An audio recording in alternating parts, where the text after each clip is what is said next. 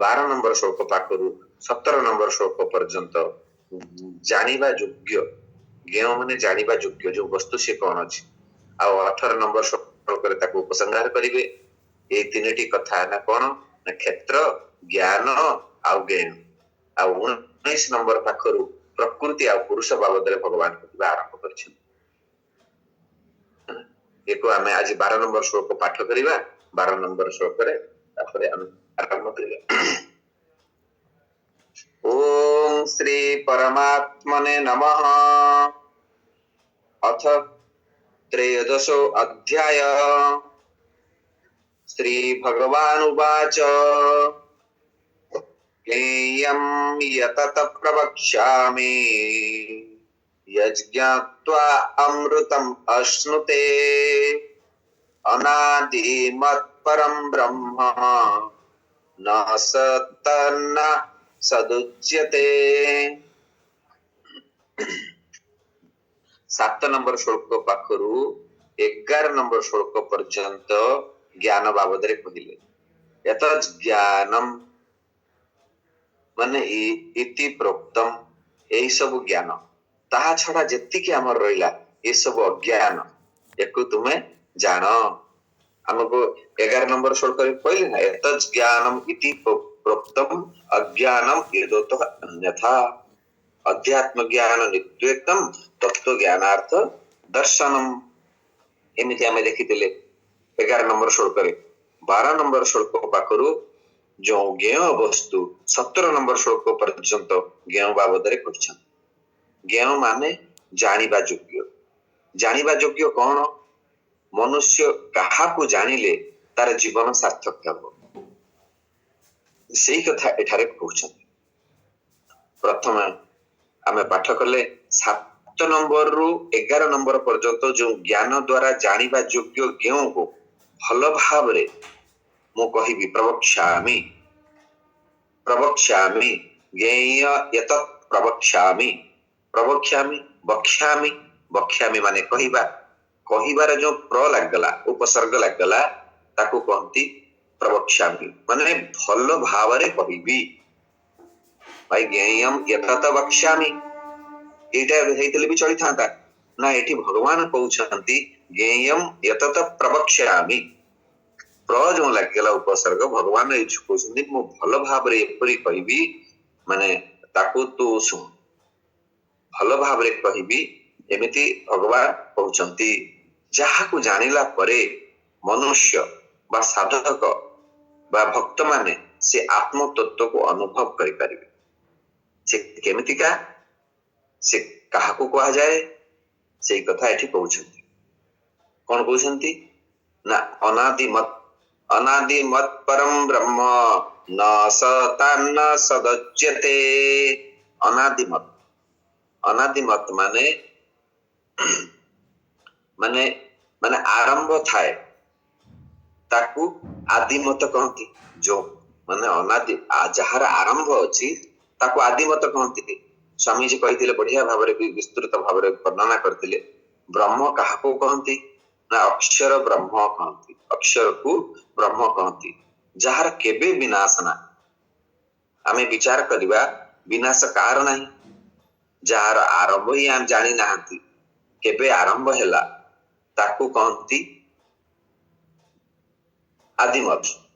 Jar आरंभ ही जानि नाहंती केबे आरंभ हैला ताकू कहंती आदिमत। आउ जो परंपरा आरंभ थाए ताकू कहंती आदिमत। जहार केबे भी आरंभ नाही ताकू कहंती अनादिमत। जो परंपरा आरंभ हेताए ताकू कहंती आदिमत। जहार आरंभ ही जानि नाहंती केबे आरंभ हैला ताकू कहंती अनादिमत। एमिति आमे बुझिथिले। से आदिमत आउ अनादिमत से जो अनादिमत किए ब्रह्म काहाकू कहंती ये 8वां अध्याय रे अर्जुन प्रश्न करथिले। भगवान कहिले परम अक्षर को ब्रह्म कहंती जहार केबे विनाश नाही। जार केबे विनाश नाही से जो परम अक्षर को ब्रह्म कहंती ये 8वां अध्याय रे अर्जुन प्रश्न करथिले। आमे विचार करिबा विनाश कार नाही ମାନେ ବିଚାର କରିବାରୁ ଆମେ ପାଇଲେ ପାଇଲେ କଣ ପାଇଲେ ନା ସବୁଥିର ବିନାଶ ଅଛି। ବିନାଶ କାହାର ନାହିଁ ମତେ କୁହନ୍ତୁ? ସବୁଥିର ବିନାଶ ଅଛି।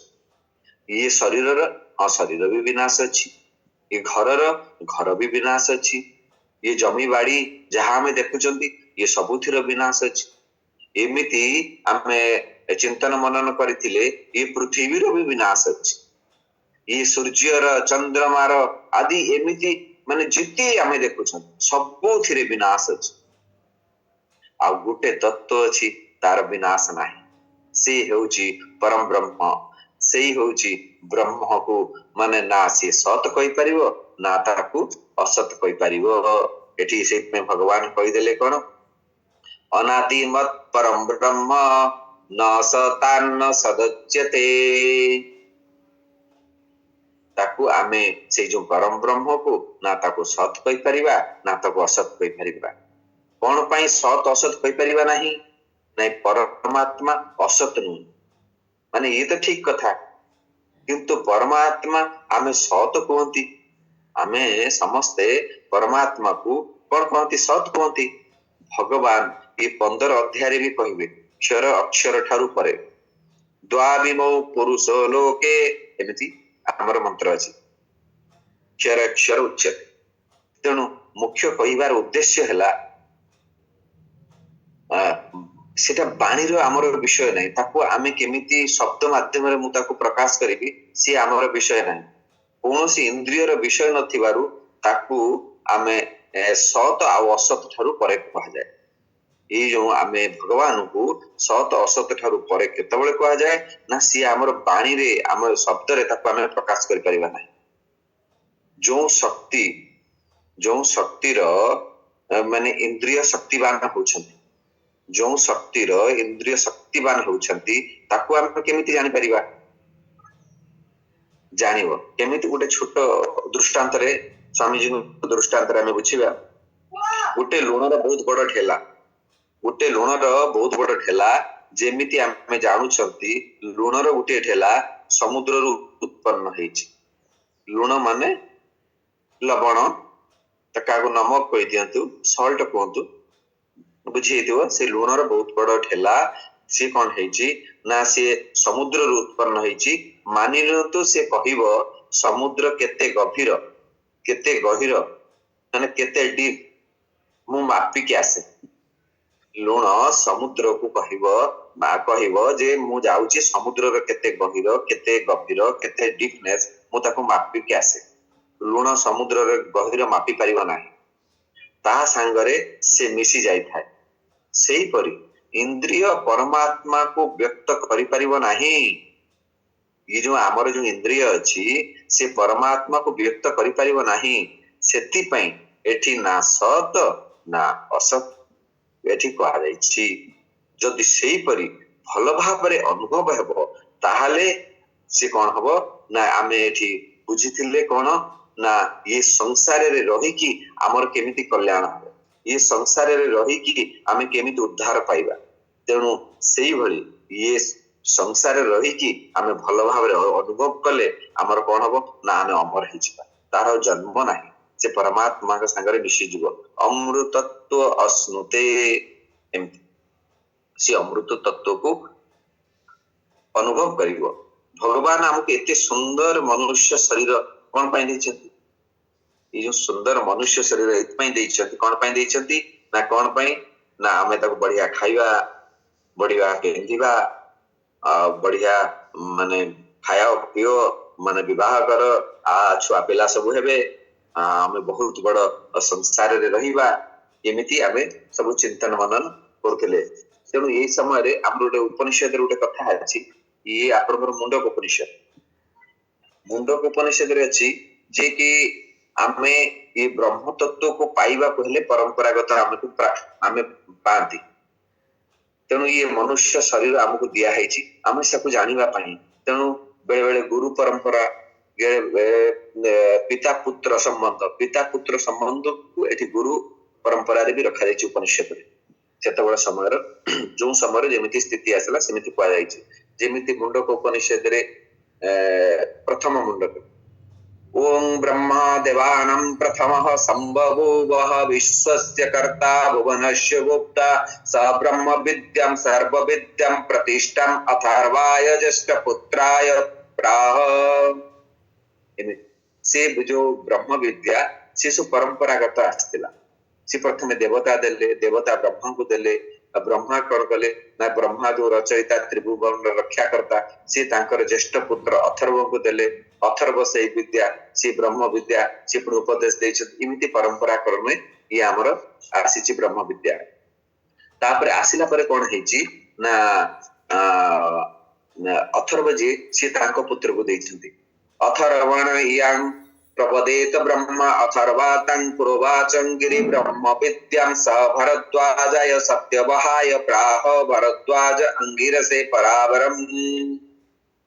एमिति ये परंपरागत ये ब्रह्म विद्या ये मुंडक उपनिषद रे प्रथम मुंडक रे द्वितीय नंबर मंत्र ये आमे जदि गुरु परंपरा रे आमे अर्जन करिबा आमे एमिति ज्ञान अर्जन करिबा। ज्ञान अर्जन कला परे कौन हबो ना भगवान कहिसंती एठी भल हमको ये मनुष्य शरीर हमको मिली आमे कौन करिबा दरकार आमे ये ब्रह्म विद्या को प्राप्त करिबा दरकार जोटा जानिबा वस्तु सेटा को हमको जानिबा दरकार। जदि भगवान जदि यहा करिबा कौन हबो सेति पे भगवान कहउछंती जानिबा वस्तु को जानो जानिले कौन हबो ना आमे अमर हे जिवा। जेमिति आमे 8 अष्टम अध्याय रे आमे बुझितिले ये शरीर थाउ थाउ ये शरीर बंचु बंचु ये शरीर अनुभव करू करू आमे सुनु सुनु आमे श्रवण करू करू करू करू आमे अनुभव कर जाइतला से ब्रह्म विद्या केमिति ना जेते बेले आमे सोइबा को जान सोइबा को गला समय रे केते बेले निद हबा हमकु जाना था किंतु निद हे जाइथा। सेही भली आमे श्रवण करू करू करू करू करू करू केते बेले हमकु से ज्ञान प्राप्त हे जाइतु आमे जान नथिबा। बहुत सारे दृष्टांत सत्यकाम दृष्टांत वेद रे अछि स्वामी जी देइथिले। तेनो आजिकाली छुआ मानकर सिस्टम कौन अछि ना पाठ पढ़िबा कौन करिबा माने पाठ पढुछंती बड़ हे कि आमे कौन करिबा हमर लक्ष्य कौन। छुआ माने जो पाठ पढुछंती ताको पचारले बड़ हे कि तुमे कौन करिबो सबु छुआ प्राय कहंती कहंती बड़ हे कि आमे कौन करिबो बड़ हे कि आमे डॉक्टर हबु आमे इंजीनियर हबु आमे एडवोकेट हबु आमे पुलिस ऑफिसर हबु आमे आर्मी ऑफिसर हबु साइंटिस्ट हबु एमिति सब बहुत कथा कहि थांती। आगर गुरुकुल पद्धति रे पढ़ा होतिले कोन हबा ना जीवन रो सब किछि करिबा जीवन रो मुख्य लक्ष्य कोन से मुख्य लक्ष्य हला परमात्मा प्राप्ति। गुरुकुल रे पढ़ी से विवाह कला धन रोजगार कला किंतु मुख्य लक्ष्य हला परमात्मा प्राप्ति।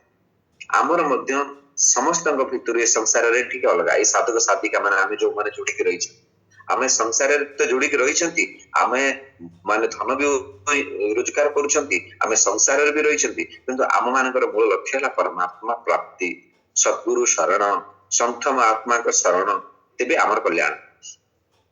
श्रीमद् भगवत गीता ही आमको शिक्षित है आमर लक्ष्य कौन ये परिवार रे रही ये समाज रे रही केमिति निज स्वरूप रे आमे स्थित होई परिबा। संसार रे अनेक अनेक विद्या अछि आ आम सामर्थ्य हिसाब रे आमे जानि थांती हमर जो विद्या अछि आम सामर्थ्य हिसाब रे आमे जानि थांती जेमिति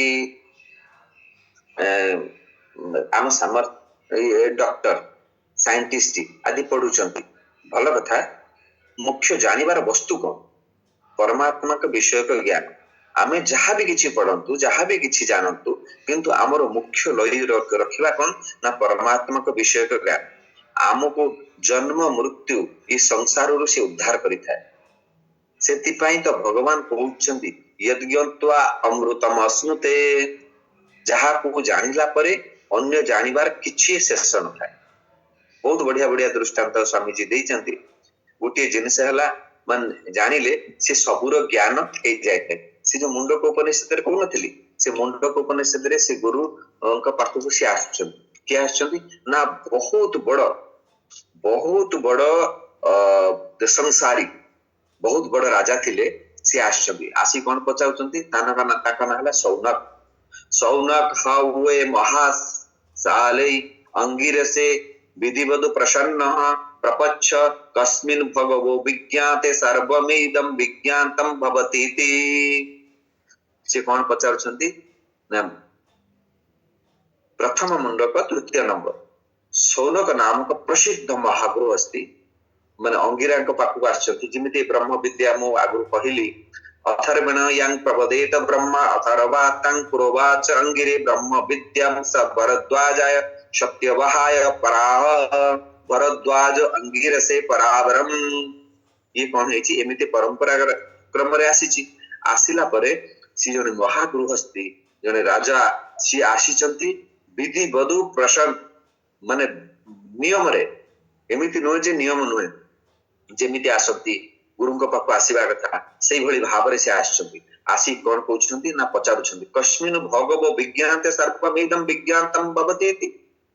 कस्मिन् भगवो हे भगवान माने जो ज्ञान जानिला परे मु सब किछि जानि आ दुनिया रे किछि जानिबा योग्य ये प्रथम मुंडक तृतीय नंबर मंत्र जहा को मु जानिला परे संसार रे सब किछि जानि ये प्रश्न पचारुछंती तापर से आगे विस्तार पूर्वक कहछंती माने आमे भी सब जानतिले स तस्मै सौवाच दो विद्य वेदितव्य इतिहासम ब्रह्मविदो वदन्ति पराचैव पराच।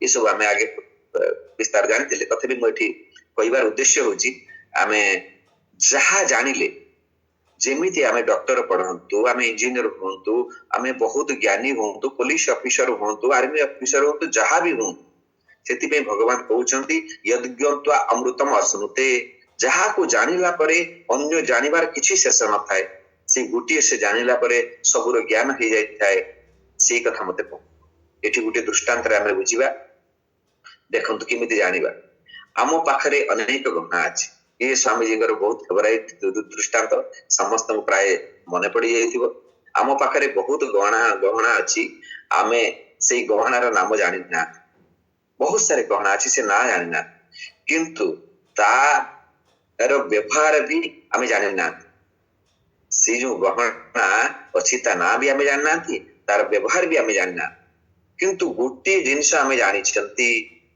से गहना भितरे गोटे सुना अछि से एक को जानिले सब किछि ज्ञान हो जाय थाए तार मूल्य आकलन हो जाय थाए सेही परि ये सृष्टि अनेक जिनिस अछि जदि से तत्व को बुझी परिबा हमर कल्याण आमे समस्त ज्ञान आमे अर्जन करि परिबानी ए संसार जिति अछि किंतु ता भितर गोटे तत्व को आपण जानि नेले आपण सब जानि एही कथा तो से पचारि छथि कस्मिनु भगवो विज्ञाते सर्वमेदं विज्ञाते भवतीति पूरा आछंती से जो पचार छंती तेणु माने मो कहिबार उद्देश्य होची गोटे जिंस को आमे जानि नेले आमे सब किछि जानबा ए सृष्टि अनेक जिंस अछि आउ आमे जानिथिबा वर्तमान मो गोटे जगह रे थिली बरेली रे थिली मो छोटो दृष्टांत रे मुताबक रखुची बरेली रे थिली से अजय याग्नि जी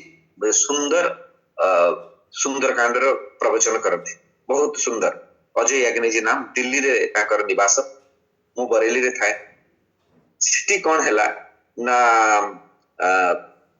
दी जन ताकर भक्त थांती से दी जन भक्त की सी होचंती स्वामी स्त्री आमे प्रवचन सरी जाय थाए सुंदरकांड ता सरी जाय थाए आमे बसी थाउ बसिला परे याग्नि जी बसी थांती तांको पाखरे तांको तळे से ऊपर बसी थांती आमे सब तळे बसी से समय दी जन झगड़ा लगी था स्वामी स्त्री दी जन कहीं ना जने होउचंती अयोध्या रे जनक घर जनकर वृंदावन रे घर वृंदावन रे ताको स्त्री कर अयोध्या रे ताको से ताकर जो स्वामी ताको घर से झगड़ा कोन लगी थांती ताको स्त्री को थांती कृष्ण होउचंती बड़ से होउचंती श्रेष्ठ कृष्ण रो उपासना करूचंती वासुदेव रो उपासना करूचंती आउ ताको स्वामी कहउचंती कौन ना राम होउचंती बड़ ए संसार रे राम होउचंती श्रेष्ठ मुसेटी बसी थाए एमिति चलची ना कौन कर ना ता स्वामी टिके लेट रे उठंती तेणु ये आगे फुल आनी पूजा पूजा कर दे पड़े से पुणी जेतबे ता स्वामी उठंती से फोटोटा को उठेई दे सी तार पूजा करबा आरंभ कर दियंती ତାଙ୍କର ଇଏ ହେଲା ଝଗଡା ଘର ଭିତରେ। ସବୁ କହୁଛୁ ଘର ଭିତରେ ସ୍ୱାମୀ ସ୍ତ୍ରୀଙ୍କର ଝଗଡା ଅଛି, କିନ୍ତୁ ତାଙ୍କର ଇଏ ବଡ ଇସ୍ୟୁ ଥିଲା। ସେଠୁ ୟାଜ୍ଞନିଜୀ କଣ କହିବେ, ମାନେ ମୋ କହିବାର କଥା ହଉଛି ଆଜିକାଲି ଲୋକଙ୍କର ଏଇ ଝଗଡା, ମାନେ ମୋ ରାମ ବଡ, କିଏ କହିବ ମୋ କୃଷ୍ଣ ବଡ, ଏମିତି ଝଗଡା। ତେଣୁ ତାପରେ ସେ କଣ କଲେ, କହିଲେ ଠିକ ଅଛି, ସେ ଝଗଡା ମେଣ୍ଟେଇବା ପାଇଁ କହିଲେ ଠିକ ଅଛି ମଝିରେ ହନୁମାନଜୀକୁ ରଖିଦିଅ, ଗୋଟେ ସାଇଡରେ ରାମ ରଖ, ଗୋଟେ ସାଇଡରେ କୃଷ୍ଣ ରଖ, ଫଟୋ ରଖ, ବାସ୍ ତାକୁ ପୂଜା କର। ତାଙ୍କର ସମାଧାନ କରିକି ଆସିଲେ। ବର୍ତ୍ତମାନ ଲୋକ ଝଗଡା କଣ ଲାଗିଛନ୍ତି ନା ମୋ ରାମ ବଡ, କିଏ କହୁଛି ମୋ କୃଷ୍ଣ ବଡ, ମାନେ ନାମ ରୂପକୁ ଦେଖିକି ଝଗଡା ଲାଗନ୍ତି। କିନ୍ତୁ ସିଏ ପ୍ରକୃତରେ ଠିକ ଜାଣିଲା ଯେ ପରମାତ୍ମା ତତ୍ଵକୁ ଅନୁଭବ କଲା, ହେଲା। ତାପରେ ଆମର ସେ କଣ ହବ ନା ଆଉ ତା ଭିତରେ ତତ୍ଵ ହିସାବରେ ଯଦି ଜାଣିଲେ ଆଉ ଆମର ଝଗଡା ଆସିବ, ଆମ ପରମାତ୍ମା ସହିତ ଆସିବ। ଆଉ ଗୋଟେ ଛୋଟ ଦୃଷ୍ଟାନ୍ତରେ, ଛୋଟିଆ ଦୃଷ୍ଟାନ୍ତରେ ଆମେ ବୁଝିବା। ଗୋଟେ ସ୍ତ୍ରୀଟିଏ ସିଏ କଣ ହଉଛି ନା ପତ୍ନୀ, ସିଏ ଖୁଡି, ସିଏ ଝିଅ, ସିଏ ବୋହୂ, କେତେବେଳେ ବୁଢୀମା ହେଇଯାଉଛି, କେତେବେଳେ ଭଉଣୀ ହେଇଯାଉଛି, ସେ ନଣନ୍ଦ ହେଇଯାଉଛି, ମା ହେଇଯାଉଛି, ବଡମା ହେଇଯାଉଛି, ଜେଜେମା ହେଇଯାଉଛି। କିନ୍ତୁ ଗୋଟେ ତତ୍ଵ କଣ ରହିଲା, ସିଏ ହେଲା ସ୍ତ୍ରୀ।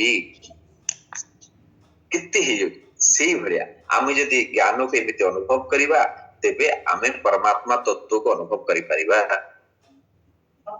ଆଉ ଏଇ ପଣ୍ଡା ସାରଙ୍କର ବିଶେଷ କୃପା। ଆଉ ମତେ ଥରେ କହିଥିଲେ ଯେ ତୁ 13 ଅଧ୍ୟାୟ ଟିକେ ମନୋରମ ଚିନ୍ତନ କର, ତେଣୁ ସେଇଥିପାଇଁ ମୁଁ ଟିକେ ରଖିଲି। ଆଉ ଆମେ ଆଗ ଶ୍ଲୋକ ଟିକେ ପଢିବା, 13 ନମ୍ବର ଶ୍ଲୋକ। 13 ନମ୍ବର ଶ୍ଲୋକରେ କଣ କହିଛନ୍ତି, ଇଏ ଆମର 12 ନମ୍ବର ଶ୍ଲୋକରେ ଦେଖିଲେ, 13 ନମ୍ବର ଶ୍ଲୋକ। ସର୍ବତ ପାଣିପାଦಂ ସର୍ବତୋକ୍ଷିର ମୁଖಂ ସର୍ବତ ଶ୍ରୁତିମଲ୍ଲୋକେ ସର୍ବମାବୃତ୍ୟ ତିଷ୍ଠତି। ଇଏ ହେଲା ଆମର 13 ନମ୍ବର ଶ୍ଲୋକ। 13 ନମ୍ବର ଶ୍ଲୋକ ଜାଣିବା ପୂର୍ବରୁ ଆମେ ତିନିଟା କଥା ଟିକେ ଜାଣିବା।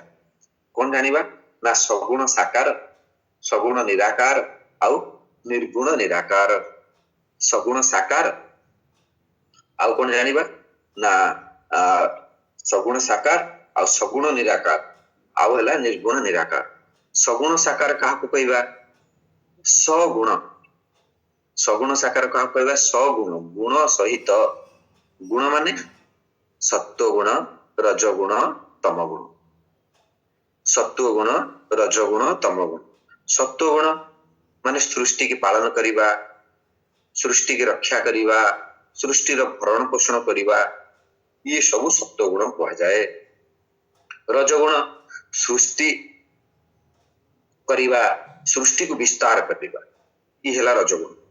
ଆଉ ତମ ଗୁଣ କାହା କୁହନ୍ତି ନା ସୃଷ୍ଟିକି ସଂହାର କରିବା, ଆଉ ସୃଷ୍ଟିର ପ୍ରଳୟ କରିବା, ମୃତ୍ୟୁ ହବା, ବିନାଶ କରିବା, ୟାକୁ ଆଦି ମାନନ୍ତି।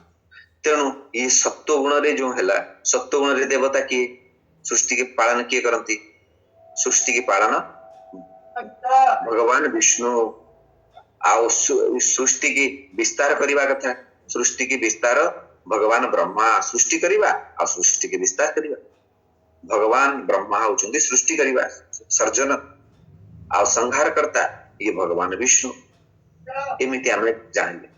ତେଣୁ ଭଗବାନ ସୃଷ୍ଟି କରିବା, ପ୍ରଳୟ କରିବା, ମୃତ୍ୟୁ ହେବା, ବିନାଶ କରିବା, ଇଏ ଆଦି ମାନି ନିଅନ୍ତୁ, ଇଏ ଭଗବାନ ଶିବଙ୍କର କାମ। ଭଗବାନ କୃଷ୍ଣ, ରାମ, ଶିବ ଆଦି ନିଜର ଇଷ୍ଟ ଦେବ ଉପରେ ଆମେ ଦୃଢ ବିଶ୍ୱାସ ହବା ଦରକାର।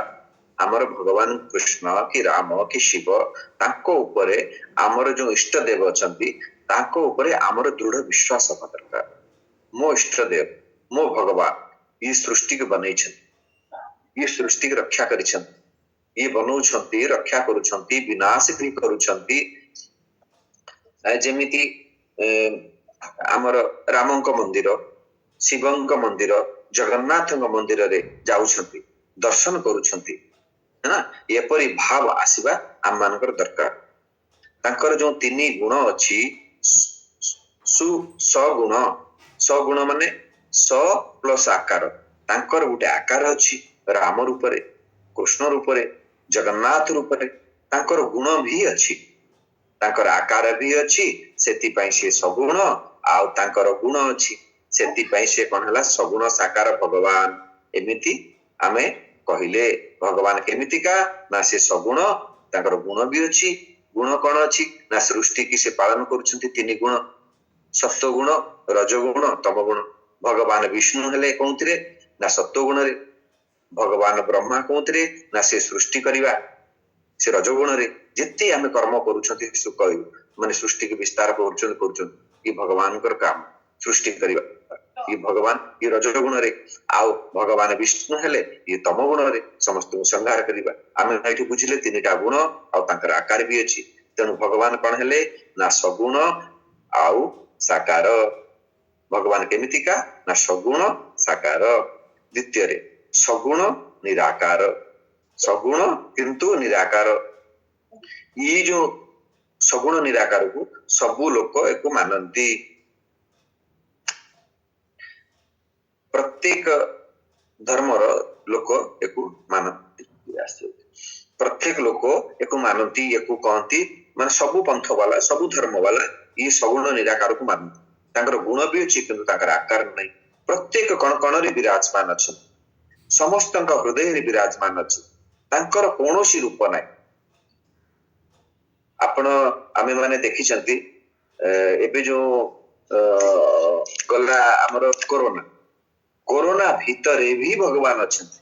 ଗୋଟେ ଜୀବାଣୁ ନା ସେ, ତା ଭିତରେ ବି ଭଗବାନ ଅଛନ୍ତି। କିନ୍ତୁ ସବୁ କିଛି କରନ୍ତି, ଗୋଟେ ପତ୍ର ବି ହଲୁଛି ନା ସେ ଭଗବାନଙ୍କ କୃପାରୁ, ସେ ତାଙ୍କରି କୃପାରୁ।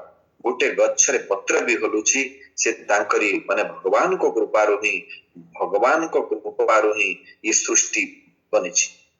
ଏ ସୃଷ୍ଟିକୁ ରକ୍ଷା କରୁଛନ୍ତି, ସୃଷ୍ଟିକୁ ପ୍ରଳୟ ବି କରୁଛନ୍ତି। ଆମର ବାଲେଶ୍ୱର ଯୋଉ ଟ୍ରେନ ଆକ୍ସିଡେଣ୍ଟ ହେଇଥିଲା ବହୁତ ଲୋକ ସେଠି ପ୍ରାଣ ହରାଇଥିଲେ।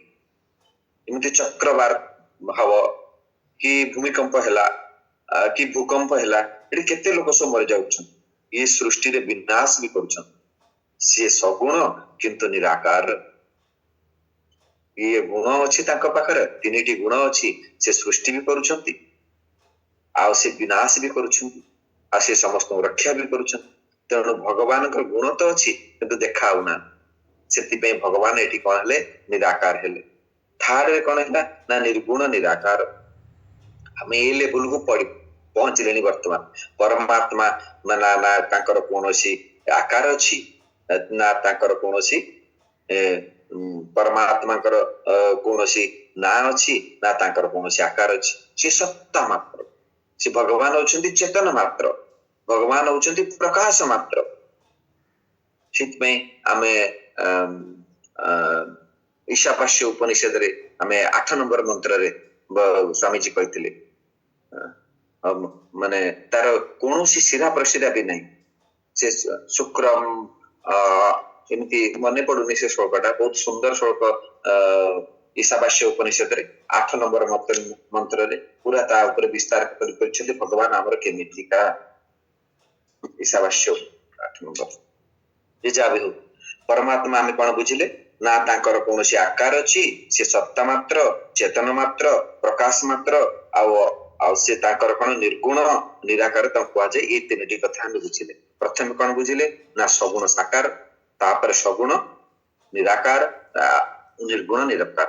ଭଗବାନ ମାନେ କିଛି କରନ୍ତି, ସବୁ କିଛି କରନ୍ତି କିନ୍ତୁ ତାଙ୍କର କୌଣସି ଆକାର ନାହିଁ। ଇଏ ଆମେ ବୁଝିଲେ ଭଗବାନ ସବୁ କିଛି କରନ୍ତି କିନ୍ତୁ ତାଙ୍କର କୌଣସି ଆକାର ନାହିଁ, ସେ ଚେତନ ମାତ୍ର। ତାପରେ ଆମେ ବୁଝିବା ପରମାତ୍ମା ସବୁ ଜାଗାରେ, ତାଙ୍କର ହାତ ଗୋଡ ଅଛି, ନେତ୍ର ଅଛି, ମୁଖ କାନ ଶରୀର ସମସ୍ତଙ୍କୁ ବ୍ୟାପ୍ତରେ ସ୍ଥିତ ଅଛନ୍ତି। ଆମେ 13 ନମ୍ବର ଯୋଉ ଶ୍ଳୋକରେ ସର୍ବତ ପାଣିପାଦମ୍ ସର୍ବତ କ୍ଷିଶିର ମୁଖମ୍ ସର୍ବତ ସ୍ମୃତି ମଲ୍ଲୋକେ ସର୍ବମାବୃତ୍ୟ ତିଷ୍ଠତି। ତେଣୁ ଭଗବାନଙ୍କର ନେତ୍ର ମୁଖ ସଂସାର ସମସ୍ତଙ୍କୁ ବ୍ୟାପ୍ତ ଅଛି। ସେ ଅନ୍ତର୍ଯାମୀ ରୂପରେ ସ୍ଥିତ ଅଛନ୍ତି। ସେ ସଗୁଣ କିନ୍ତୁ କୌଣସି ତାଙ୍କର ଆକାର ନାହିଁ। ରାମ କୃଷ୍ଣ ଶିବ ପରି ତାଙ୍କର କୌଣସି ରୂପ ନାହିଁ କିନ୍ତୁ ଗୁଣ ସବୁ ଅଛି। ଯେମିତି ଆମେ ପଛ ଶ୍ଳୋକରେ ଦୃଷ୍ଟାନ୍ତ ଦେଇକି ଏମିତି ଗହଣାରେ ଆମେ ବୁଝିଥିଲେ ପ୍ରତ୍ୟେକ କଣ କଣରେ ସୁନା ବିରାଜମାନ ଅଛି, ସେହିପରି ଭଗବାନ ପ୍ରତ୍ୟେକ କଣ କଣରେ ଅଛନ୍ତି। ଭଗବାନ ସବୁ ଜାଗାରେ ବିରାଜମାନ ଅଛନ୍ତି। ମାନେ भागवत भागवत महापुराण रे प्रसिद्ध घटना आम जानी भागवत महापुराण रे प्रसिद्ध घटना द्रौपदी वस्त्रहरण ता भितर गोटे कथा आम बुझिले बुझिबा कौन बुझिबा ना जेते बळे दुशासन वस्त्रहरण करुथला द्रौपदी को भगवान को डाकिला ये विस्तार करके भागवत महापुराण रे अछि जिते बेले दुशासन वस्त्रहरण करुथला द्रौपदी भगवान को डाकिला कहला भगवान एडु वस्त्र अवतार हेले सब ठीक ठाक हे गला तो द्रौपदी भगवान को पचारला कहला प्रभु आपण आसीबारे एते विलंब आसीबारे एते लेट कोन पाई करते भाई मु आपन को डाकी थिले आपण आसीबारे बहुत लेट कर भगवान कहले प्रथम ते तू मते डाकी नथिलु तू तो पितामह भीष्म को गुरु द्रोण को कुल गुरु कृपाचार्य को राजा धृतराष्ट्र आउ तोर पांच पति पंचु पांडव को ऊपर तोर भरसा थिला ताकू तो तू स्मरण कलु द्रौपदी कहले हाँ सी तो सब ठीक कथा किंतु मु आपन को डाकिबा परे भी आपन लेट कले मु आपन को डाकिला परे भी आपन लेट करछ आपन तो कोणकण रे अछंती प्रभु मु डाकिला परे किछि समय परे आपन आसिले भगवान कहले हाँ मु प्रत्येक जगह रे अछि मु कोणकण रे अछि सी भले आम बोध करिके हमको कार्य करबा दरकार भगवान समस्त हृदय रे विराजमान अछि प्रत्येक जगह रे अछि से सब बेले आम कथा सुनुछन सब बेले अछंती सब बेले जेमिति हमर भीतर भावना हबो सेमिति भगवान हमको प्रकट होंती ये हम शास्त्र रे बहुत जानछे तेनु भगवान कोन कहले डाकिले माने भगवान कहले तू तो मु तो प्रत्येक जगह रे अछि कोन रे अछि तू मते उपाधि देकी डाकिलु एठी कहउछंती डाकिला परे भी किछि समय परे आपण आसिले द्रौपदी कहले भगवान कहले हाँ मु प्रत्येक जगह रे अछि आ कोन रे अछि तू किंतु मते उपाधि देकी डाकिलु कोन डाकिलु हे द्वारिकाधीश भगवान कृष्ण मते रक्षा कर मु द्वारिका गली द्वारिकाधीश बनिली तापरे आसिली सेति पई पर विलंब हला एठारे कहिबार उद्देश्य हला भगवान सबु जगह रे सबु समय रे अछंती सबु वस्तु रे अछंती तेनु तांकु देश काल वस्तु अपरिच्छिन्न तेनु शरीर रूपी क्षेत्र मध्य रे प्रकट होबा कारणरू ताकु क्षेत्रज्ञ को आ जाए किंतु भक्त माने भगवान को पाद पूजन करती पाद धोती मथारे टीका लगाती भगवान पत्र पुष्प फल भोग लगेले भगवान पाती है ना पूर्व आम कही अनंत ब्रह्मांडर परमात्मा से समस्त व्याप्त अच्छा सर्वम आवृत्य तिष्ठति ये 10म अध्याय रे भी भगवान कही संसार को एक अंश रे व्याप्त करिक स्थित अछि है ना तेणु आम 13 नंबर श्लोक रे आम कौन बुझिले आम बुझिले सगुण साकार आउ सगुण निराकार आउ निर्गुण निराकार एमिति आम बुझिले आज तो समय हे जाइछि आ एठी आम बाणी को मु विराम दउछि जदि मोर किछि दोष त्रुटि थिबो मते क्षमा करिवे बेले मो मनर पड़ेनी तो सेहि पई मु टिके कहि पालेनी मो एठी बाणी ओम स्वस्ति प्रजाभ्यः परिपालयन्ताम् न्यायेन मार्गेण मही महिषा गोब्राह्मणेभ्यः शुभमस्तु नित्यम् लोकाः समस्ताः सुखिनः भवन्तु।